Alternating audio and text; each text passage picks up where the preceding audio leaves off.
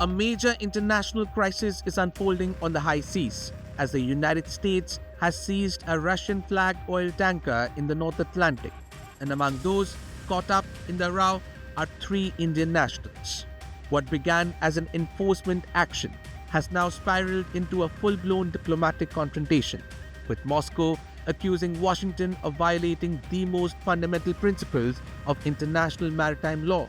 The vessel at the center of the storm is the oil tanker Marinera, formerly known as Bella 1, chased across the Atlantic and seized on January 7 by US Naval and Coast Guard services. The United States says the ship was part of efforts to block sanctioned oil shipments linked to Venezuela and other regimes. According to reports, the tanker's 28-member crew is multinational, including 17 Ukrainians, 6 Georgians, 2 Russians, and 3 Indian nationals, now caught in a bitter geopolitical dispute playing out far from home. This incident has raised urgent questions about international law, freedom of navigation, and the safety of seafarers in contested waters. Moscow has responded with vehemence.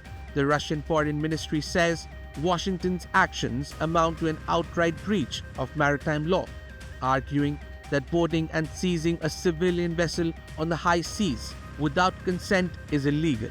It has dismissed US claims about domestic sanctions as unfounded and labeled the seizure as neo-colonialist behavior.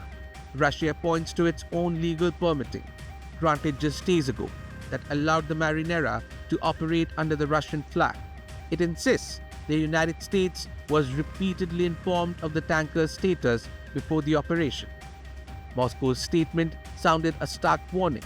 Boarding a ship outside territorial waters with military force is a gross violation of the 1982 UN Convention on the Laws of the Sea, a cornerstone of global navigation rights. From Washington's perspective, the operation was lawful, carried out under a US court warrant amid sanctions enforcement and aimed at disrupting what American officials call sanctioned oil trafficking. The United States says the ship had previously tried to evade enforcement, including changing flags and identities.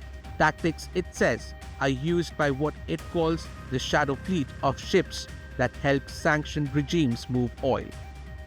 But critics warn this incident could set a dangerous precedent, blurring lines between sanctions enforcement and high seas sovereignty, and raising the specter of further escalation between 2 of the world's most powerful militaries. With Rishish Kanjalal, Bureau Report, India Today Global.